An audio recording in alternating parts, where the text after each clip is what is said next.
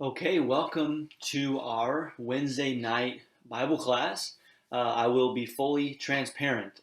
This is not live.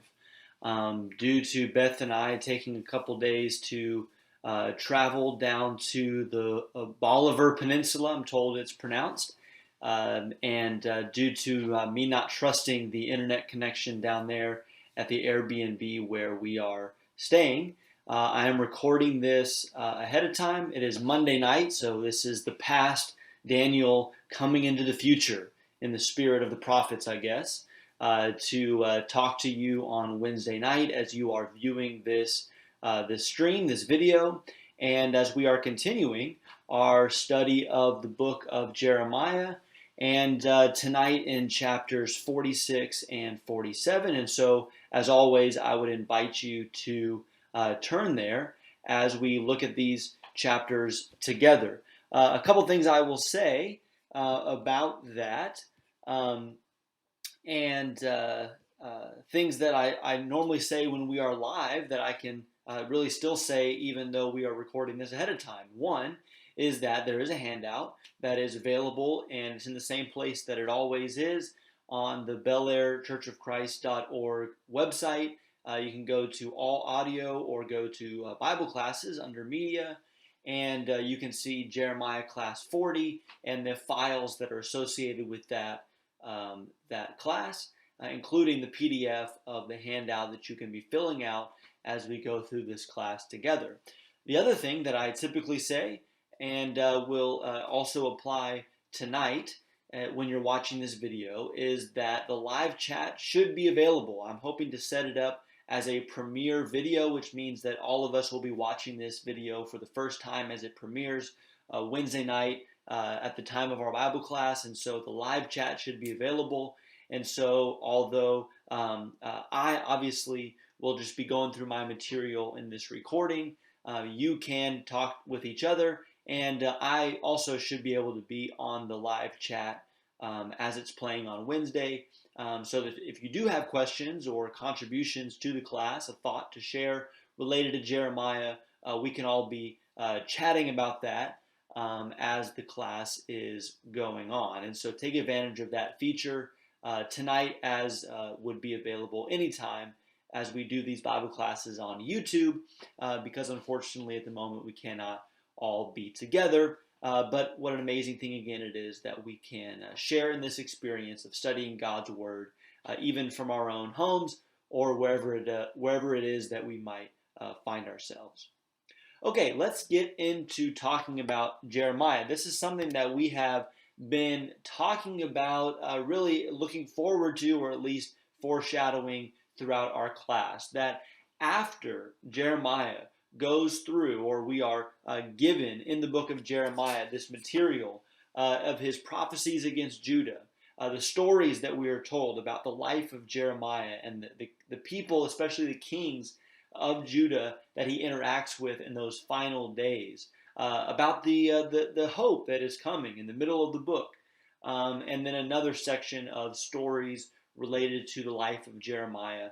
Here at the end of the book, we find these messages, these oracles that are not for Judah and Israel in particular, or I should say that the subject of the oracle is not for not Israel and Judah, but it is the nations, the other peoples that are surrounding Israel and Judah usually, or even in other parts of the region. But this is what will take up basically the rest of the book of Jeremiah. And we won't spend as much time as we'll see, or at least we'll move a little bit more quickly perhaps through this section. But it's here, and so we want to spend some time studying these verses, these chapters. Okay, before we do that tonight and get into chapters 46 and 47, I do want to say a couple things about just this whole idea of the prophets preaching to the nations, because it's an interesting thing if you think about it, that a prophet for Israel, a prophet for Judah, a prophet of Jehovah who has a covenant relationship with Israel and Judah, that they would even be concerned with speaking to the other nations round about. So let's talk some about that. Um, Jeremiah is not unique in this regard. You probably know that if you've read really any of the other prophets, whether that's the major prophets, Isaiah, Jeremiah, Ezekiel, or whether even some of the minor prophets, like Amos, for instance, begins with 2 chapters devoted to the judgments on the other nations, including Israel and Judah.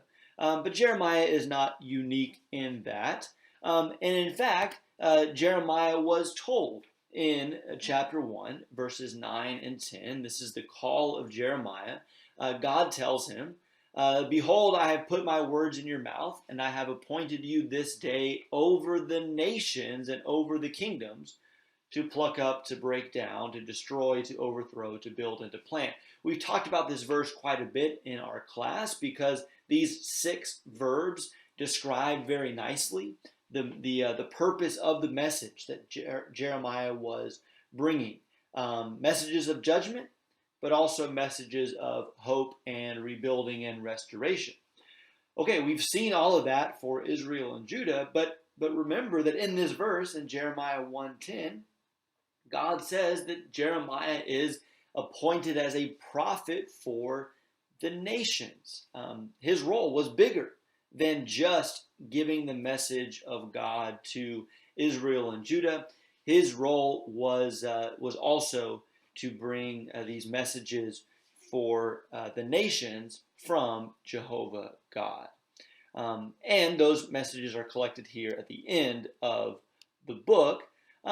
But it's interesting because you think about this concept of messages from God for the nations. You think, well, what is it that God would say to these nations?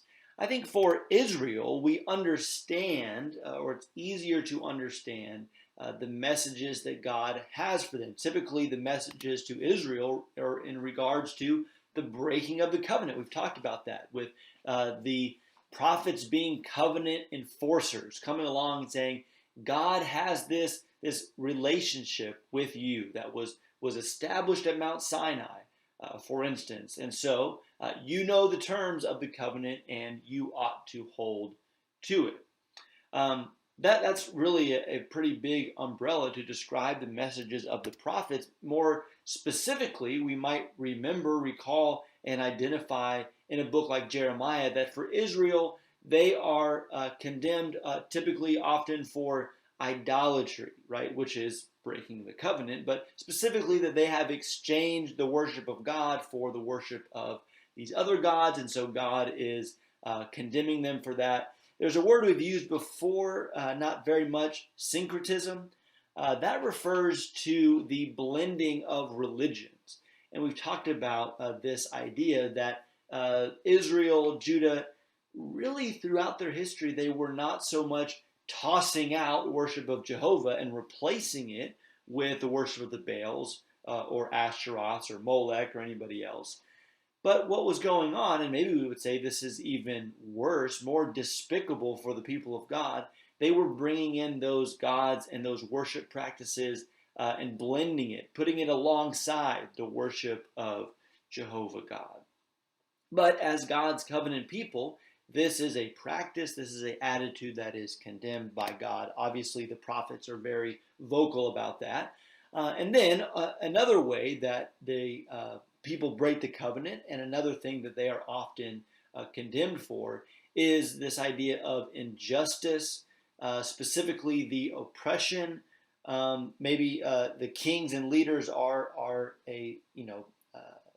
focused on in this regard, but also just the rich, the powerful in society, for oppressing the poor, taking advantage of those who are weak, or even just neglect of the poor, or a system that is unjust in that it favors the rich and powerful over the poor and the weak. The orphans and the widows obviously are at the center of God's message about all of this. But again, that goes back to things that were established in books like Leviticus, Exodus, Leviticus, Deuteronomy, laws that established justice in the land, that the law applied to everybody equally. Everybody must be held the same under the law. Nobody is above it.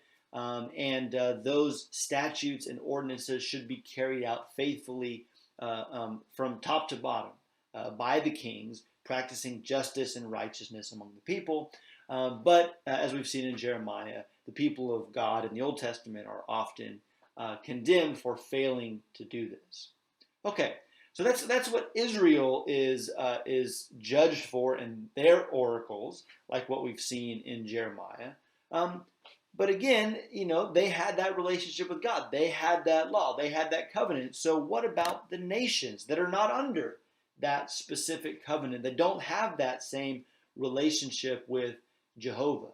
What is it that they are being told in these oracles? What types of judgments are we going to see? And I'll point out a few things that we'll see, and then we can be looking for specific things as we go through the specific messages. But one of the biggest things that the nations will be condemned for by God is their pride and arrogance. That is something that is universal for each of these peoples, these kings, these rulers, these nations with powerful armies and powerful peoples. They lift themselves up, thinking that they are king of the world, so to speak, right?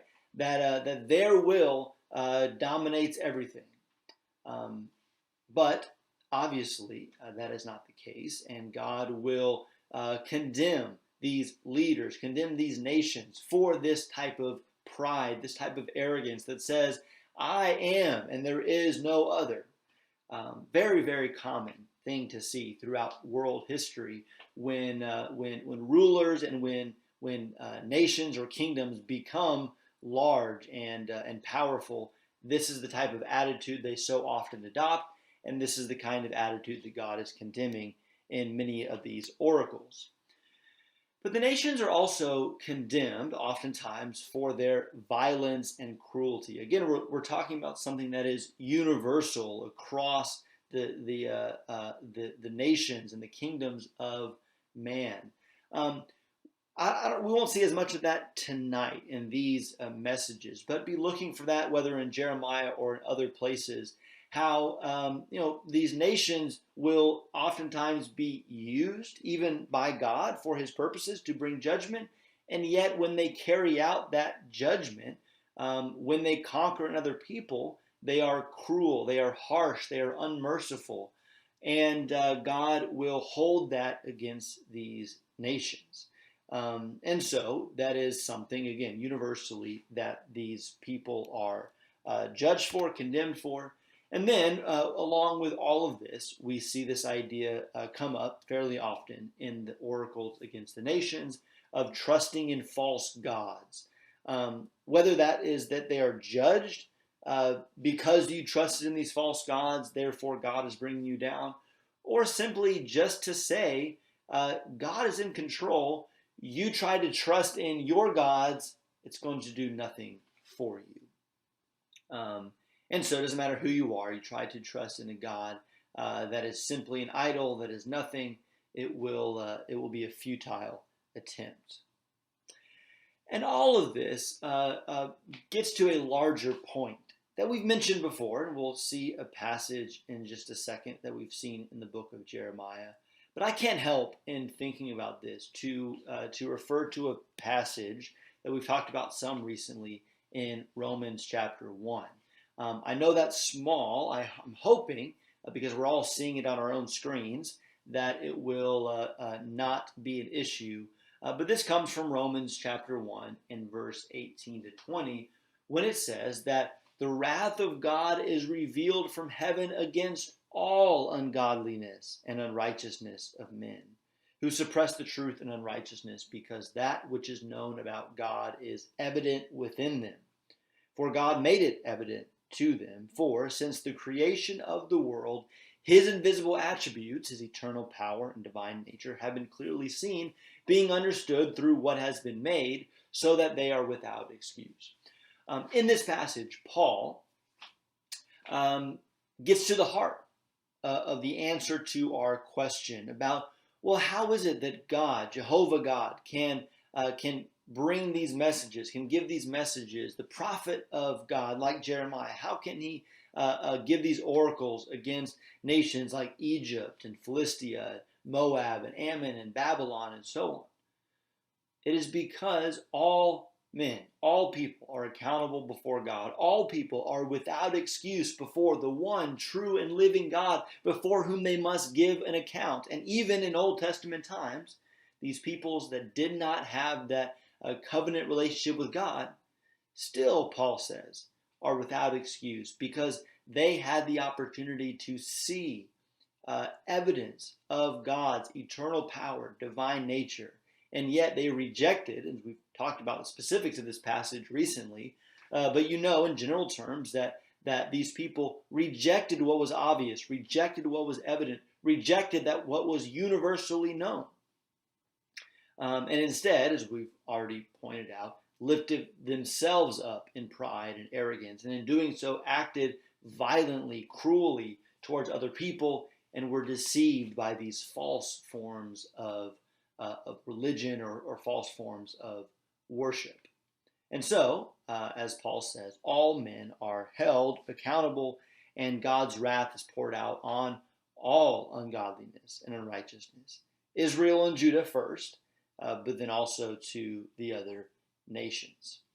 And again, we've already seen this very thing in the book of Jeremiah. Remember that in chapter 25, there was this image of the cup of wine of God's wrath, that Jeremiah was supposed to, I think metaphorically, obviously, go around and make all the nations drink it. There's actually a list in chapter 25 that includes all these nations and more that will drink of the wrath of God that's poured out against all nations. And later on in that passage, this is the message from God. He says, "Therefore you shall prophesy against them all these words, and you shall say to them, the Lord will roar from on high and utter his voice from the holy habitation. He will roar mightily against his fold. He will shout like those who tread the grapes against all the inhabitants of the earth.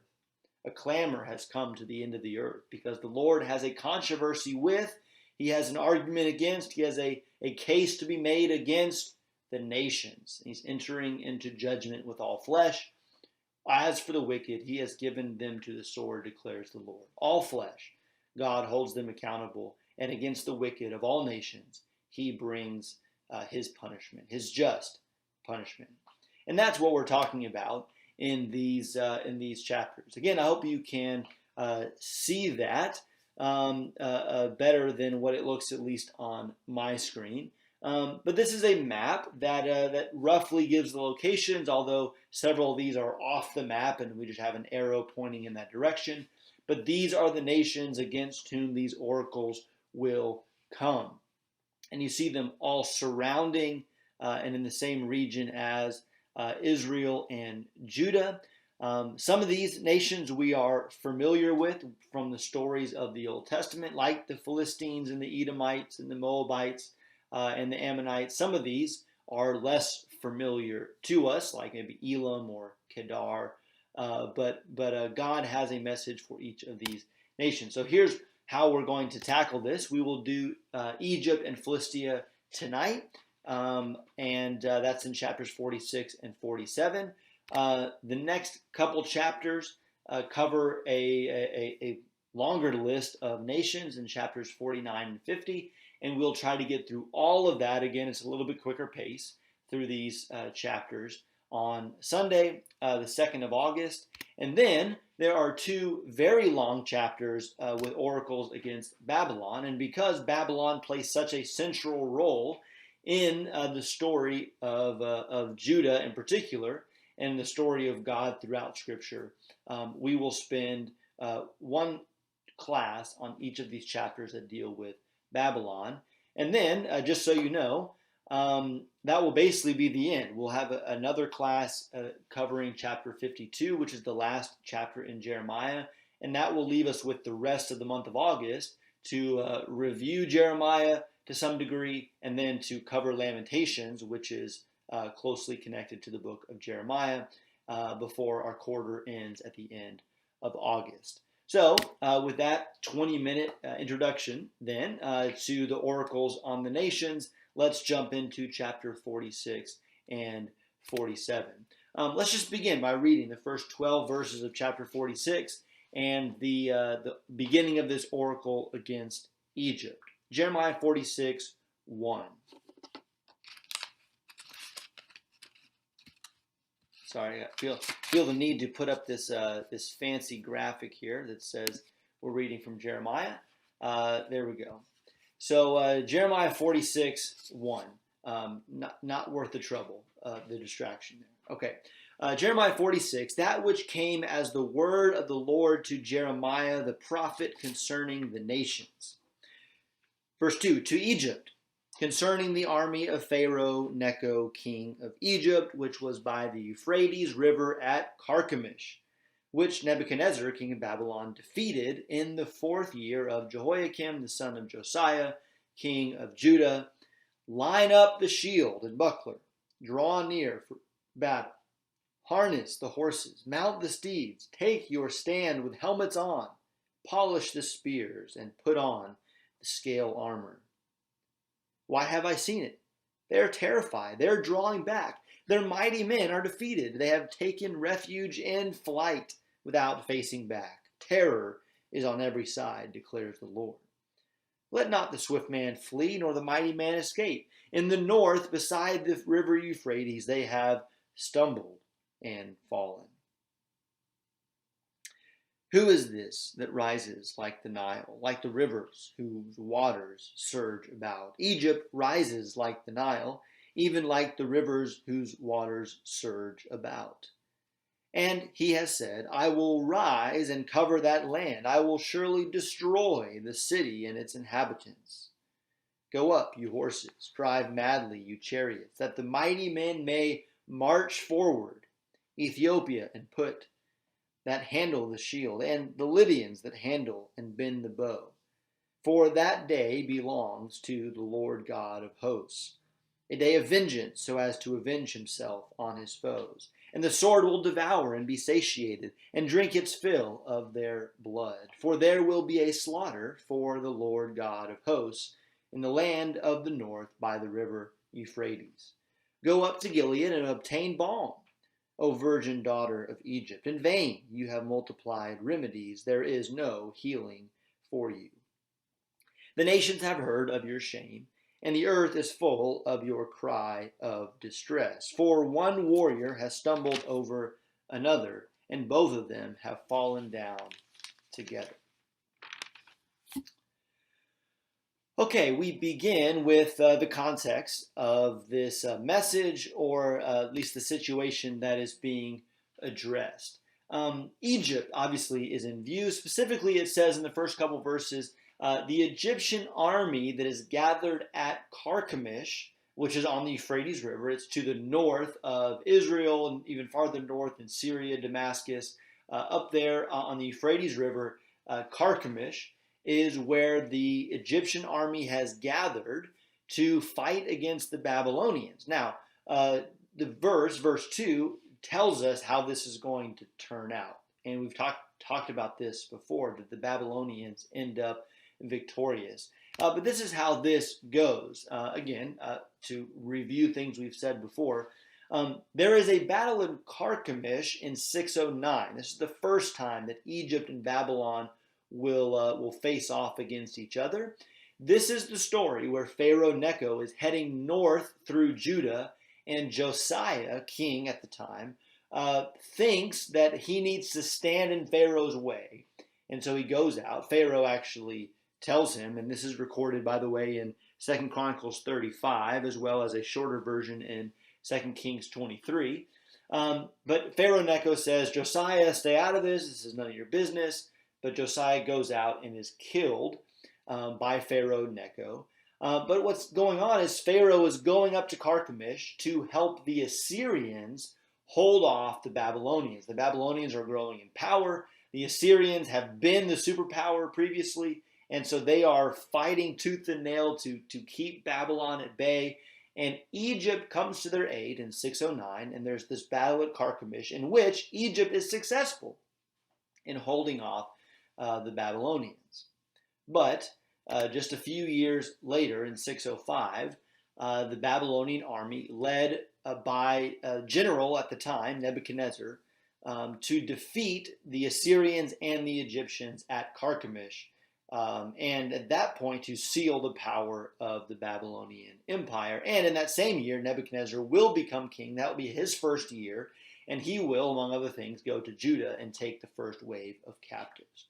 Okay, so this is what's in view here in verse 2 of Jeremiah 46. Egypt is gathered at Carchemish to fight against the Babylonians, and this is a map which, again, I'm afraid will be small because of the picture-in-picture, so to speak, here. But you see Babylon there from the right side of the screen, coming up to Carchemish at the middle and the top there. Egypt has come down from your bottom left of the screen through Judah, and they have met here at Carchemish. It seems very indirect when you look at a map like this, but remember that everything to the south of this, there's that big space in between where Israel and Judah are and where the Tigris and Euphrates, it's all desert. So there wasn't a lot of travel through those areas. There was this crescent, the Fertile Crescent, it's called, in which you had the paths and the highways and the travel and the cities and all of that. And so Babylon and Egypt meet here at Carchemish in 605 after their first meeting in 609. Okay, so the description that we read then describes all of this.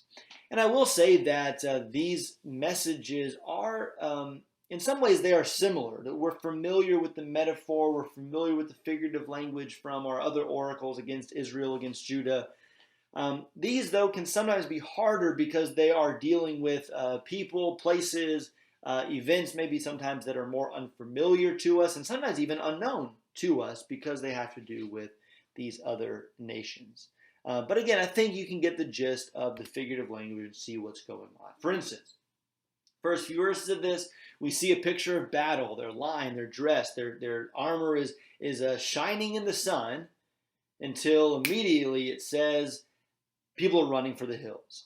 They are fleeing in verses 5 and 6 because they have met their end. Again, verse 6, in the north beside the river Euphrates, they have stumbled and fallen. People that are so mighty have been defeated. In fact, that is what is then said of the Egyptians in verses 7 and 8. Notice the comparison here. I think this is pretty clever. Egypt is compared to the Nile River, which is a good comparison because the Nile River is the kind of the chief geographical feature of the land of Egypt. And one of the things that the Nile River was always most known for, especially in the ancient world, is its flooding. The flooding of the Nile was a very important thing. It was very regular, based on the rains, the seasonal rains, as well as the melting of the snow. Remember, the Nile flows south to north. It's one of those weird rivers that does that because of the elevation. And so those more mountainous regions in the south produce snow that melts every year. Put that together with rains. The Nile would flood predictably. The flooding actually was important for making the soil nice and lush and fertile there along what's called the Nile Delta. But this was a big deal. Okay, the flooding, the rising of the Nile before it subsided again. Okay, so you see the comparison here that God says, who is this that rises like the Nile? Okay, whose waters surge about, and words are put in the mouth of Egypt in verse 8 that says, I will rise and cover that land. I will surely destroy. So Egypt rises like the Nile. It puffs itself up in pride. It says, I am powerful. I am great. I will surge and destroy these other nations. But I think the point is, or part of the point is here, that rising is temporary. And just as Egypt has risen to power and domination, now they are falling and shrinking back as they are being defeated. And so, in verses 9 and following, the enemies of Egypt, I think that's who those people are. These would have been regional enemies, common foes of Egypt. They are called to battle because God, Jehovah, remember, He's the one that's controlling all this. We're seeing these themes come up in this oracle against Egypt. The pride of Egypt contrasted with, no, Jehovah has decided what's going to happen. And Jehovah in particular has called for a sacrifice. He's called for a slaughter, and the blood of the Egyptians is poured out in an offering of some sort, I think is the idea here, to the Lord himself. It's a day of sacrifice. It is a day of slaughter, and the Egyptians are the ones that are being offered up. And so their situation is hopeless. There is no healing available for them.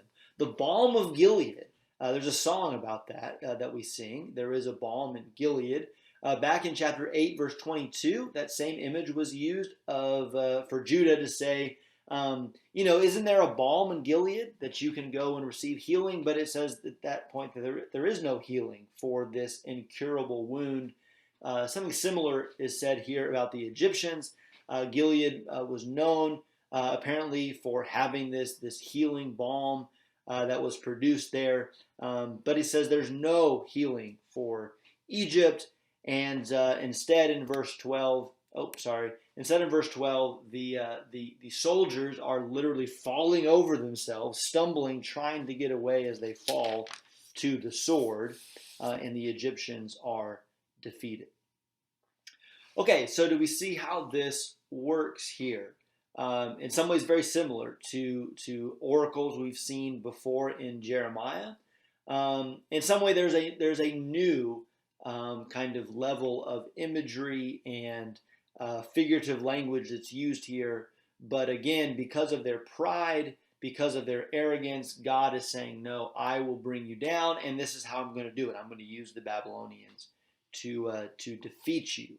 Okay, let's continue reading then the rest of this oracle in verses 13 to the end of the chapter. It says, Jeremiah 46:13, this is the message which the Lord spoke to Jeremiah the prophet about the coming of Nebuchadnezzar, king of Babylon, to smite the land of Egypt. Declare in Egypt and proclaim in Migdol, proclaim also in Memphis and Tahpanhes. Say, take your stand and get yourself ready, for the sword has devoured those around you. Why have your mighty ones become prostrate? They do not stand because the Lord has thrust them down. They have repeatedly stumbled. Indeed, they have fallen one against another. Then they said, get up and let us go back to our own people and our native land, away from the sword of the oppressor. They cried there, Pharaoh, king of Egypt, is but a big noise. He has let the appointed time pass by. As I live, declares the King, whose name is the Lord of hosts, surely one shall come, who looms up like Tabor among the mountains, or like Carmel by the sea. Make your baggage ready for exile, O daughter dwelling in Egypt. For Memphis will become a desolation. It will even be burned down and bereft of inhabitants. Egypt is a pretty heifer, but a horsefly is coming from the north. It is coming. Also her mercenaries in her midst are like fattened calves. For even they, too, have turned back and have fled away together. They did not stand their ground. For the day of their calamity has come upon them, the time of their punishment. Its sound moves along like a serpent, for they move on like an army and come to her as woodcutters with axes. They have cut down her forest, declares the Lord. Surely it will be no more, even though they are now more numerous than locusts and are without number. The daughter of Egypt has been put to shame, given over to the power of the people of the north.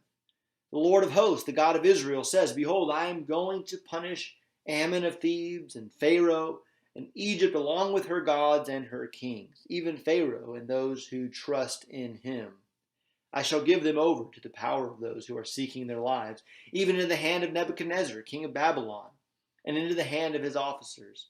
Afterwards, however, it will be inhabited as in the days of old, declares the Lord. Verse 27, but as for you, O Jacob, my servant, do not fear. nor be dismayed, O Israel. For see, I am going to save you from afar, and your descendants from the land of their captivity. And Jacob will return and be undisturbed and secure, with no one making him tremble. O Jacob, my servant, do not fear, declares the Lord, for I am with you. For I will make a full end of all the nations where I have driven you. Yet I will not make a full end of you, but I will correct you properly, and by no means leave you unpunished. Okay, there's a progression here from the first section against Egypt to this section. In the previous section, what was in view was Egypt being defeated at Carchemish, which was basically a sign to the world that Egypt was not as powerful as Babylon. This goes a step further in the rest of this chapter, verse 13, and you see this in verse 14, that Nebuchadnezzar is now going to invade and conquer the land of Egypt. Those cities mentioned in verse 14, those are Egyptian cities. This is where this is going to happen. Nebuchadnezzar is coming. We've actually already seen this referred to back in chapters 43 and 44, as Jeremiah said to the Jews that had fled to Egypt for safety, Nebuchadnezzar's coming here, buddy. You're not escaping from him. He's going to invade and conquer Egypt. And that is the message that is given here, presumably before all of those events took place. 15 to 17 is interesting. The description of the mighty ones then falling to the ground. Okay. On one hand, this is just the basic symbol we've seen before of pride being humiliated, mighty ones being brought low. But in particular, this is probably referring to the mercenaries that would have been hired soldiers of the Egyptians fighting on behalf of Pharaoh. But after a while, they say, why are we doing this? Okay, this is not worth it. We are under the sword of the oppressor, either under Pharaoh, the oppressor, and we're getting nothing out of it, or they're now under the sword of the Babylonians. And so the mercenary hired soldiers, they cut and run. They go home. They go back to their own place. And when they do, they report about this great Pharaoh. And what do they say? They say he is a big talker, but he let the appointed time pass by. Talks big, but doesn't do anything. Again, that's the picture of Pharaoh. Looks big, looks impressive, boasts a lot, but doesn't do anything. Is powerless, really. And so, again, God is going to make something happen. Notice this. Thus says the king. Who's the king? The Lord of hosts. And what does he say? He's going to bring somebody up. He is going to raise one up like Mount Tabor and Mount Carmel. These are both mountains or mountain ranges in Israel. Again, this is the language that Jeremiah and those around him would have been familiar with, the geography of Israel. But both of these are kind of stunning or impressive geographical or topographical features. And so I think the point is that God is raising one up. I think Nebuchadnezzar is in view here, that will loom over Egypt and will impose his will on them, destroy the land, and take the inhabitants into exile. Just so you want to see it, Tabor is an interesting mountain in Israel because it is kind of a lonely mountain, so to speak, for all you Tolkien fans out there. Not the highest mountain ever, but it is surrounded by a flat plain, or at least a lower area. And so it very much stands out among the landscape. Carmel is a range in the northwestern part of Israel. And I couldn't find a great picture to show kind of its imposing nature. But you can actually see here from the map that the Carmel range and Mount Carmel itself, it really juts out into the sea. It rises up out of the sea. It stretches inland. And so it is a prominent geographical feature that cannot be ignored. It cannot be, you can't not notice it when you're going through this area. And so in that sense, God is raising one up to impose his will and loom its shadow over Egypt. Again, that is Nebuchadnezzar. This description is great going forward.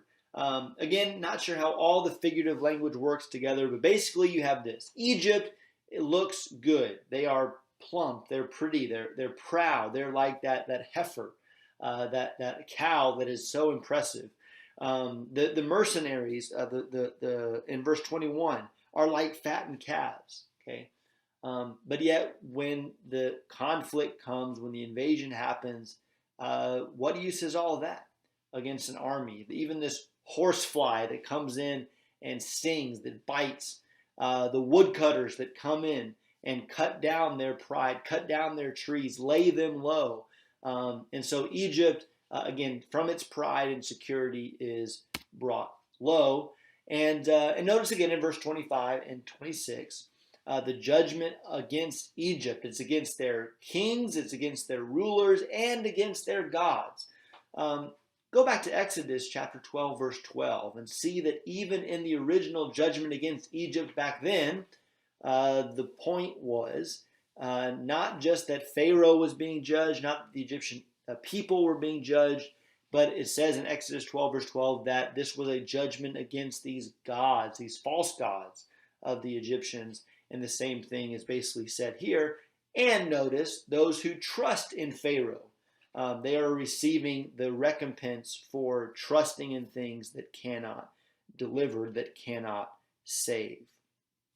Speaking of that, we end, curiously, with a message for God's people. Again, even the oracles for the nations, these would have been given, distributed, spoken amongst the people of God. And so you have instances like this where something is tacked on to say, but for you. I don't know why here. Is it that Egypt has always been the oppressor of Israel? And so here there is a message of hope given to say, even though all the nations are receiving their due, God will not make a full end of you, my people. There is hope for the people of God.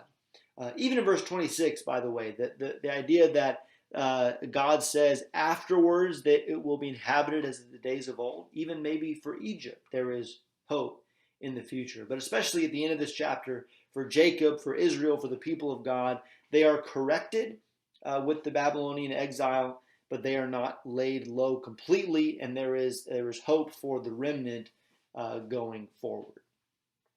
Okay, we have basically used all of our time, but real quickly, let's just read chapter 47 and see the next oracle against the Philistines. It says, Jeremiah 47, that which came as the word of the Lord to Jeremiah the prophet concerning the Philistines before Pharaoh conquered Gaza. Thus says the Lord, behold, waters are going to rise from the north and become an overflowing torrent and overflow the land in all its fullness, the city and those who live in it. And the men will cry out, every inhabitant of the land will wail because of the noise of the galloping hooves of his stallions, the tumult of his chariots, and the rumbling of his wheels. The fathers have not turned back for their children because of the limpness of their hands. On account of that day that is coming to destroy all the Philistines, to cut them off from Tyre and Sidon, every ally that is left. The Lord is going to destroy the Philistines, the remnant of the coastland of Caphtor. Baldness has come upon Gaza. Ashkelon has been ruined, O remnant of their valley. How long will you gash yourself?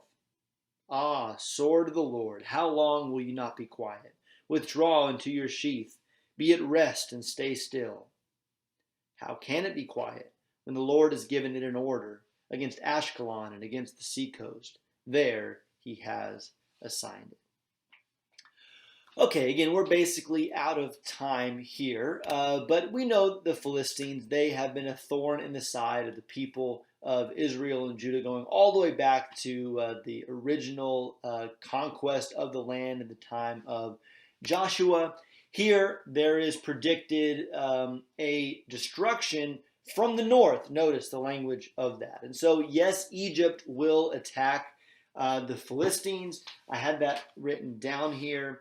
In 609, Egypt attacks Philistia, but in 604, Nebuchadnezzar will conquer it. And so that is what's in view here, the flood from the north, that boiling pot that Jeremiah saw in chapter 1, not just for Judah, but for Philistia as well as Egypt. And there will be a great distress and a great lament. It'll be so terrible, fathers won't even go back to save their children. And in verse 5, they are They are cutting themselves, gashing themselves, apparently calling out to their gods, and that will do nothing for them.